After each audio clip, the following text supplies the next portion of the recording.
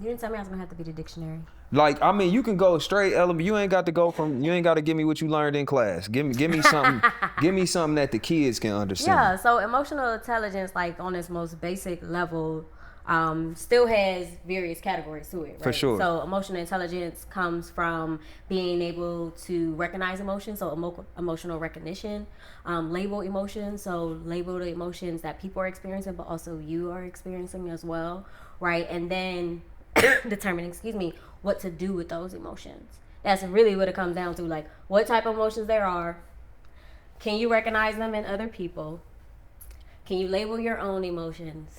And then what do you do with those emotions? Like, can you handle those emotions? Like being able to understand and empathize once you recognize what those emotions are.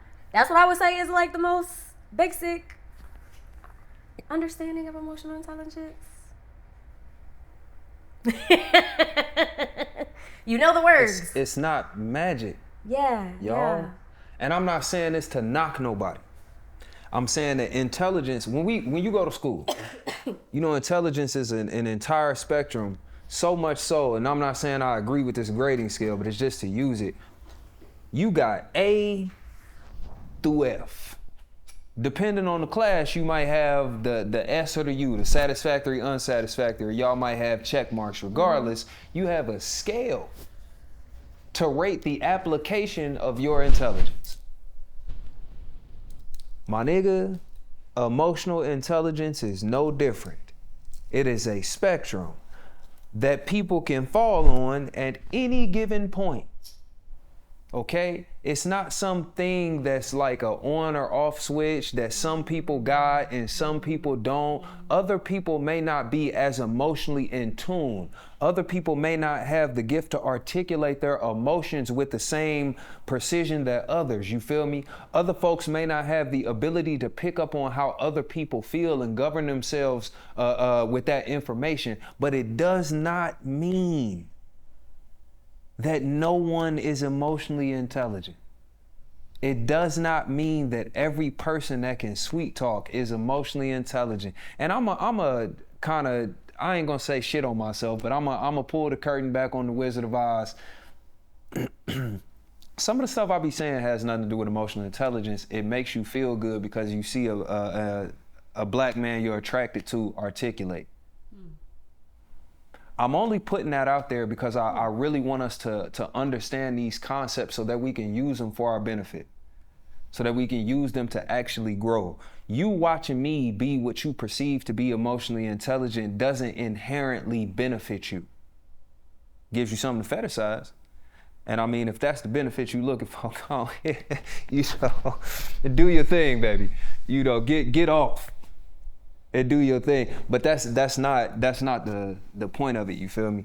So again, we're having this conversation with a therapist, licensed, not an Instagram one, to get to the root of it, and also to gain more tools. Because again, at the end of this, I would like y'all to have actionable steps to gain more emotional intelligence. One of the things we last talked though, because I brought up social media, when we last talked, we was with Keisha Soleil.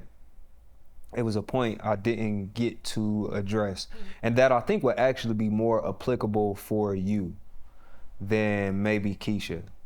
So we're gonna take this quick left turn. We're gonna Euro step. We're gonna come back.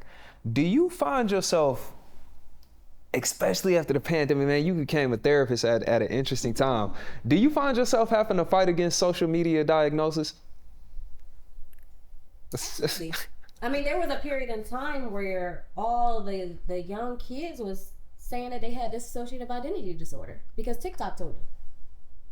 They were making up multiple personalities. I don't know what that is. I'm gonna be honest. Dissociative identity disorder is what they used to call multiple personality disorder. Okay, got you. So ultimately, you have various personalities. You got to have at least 2 or more personalities present in your mental. So at one point, like, it was a huge thing. The kids was like, I got DID. That's what I got, DID.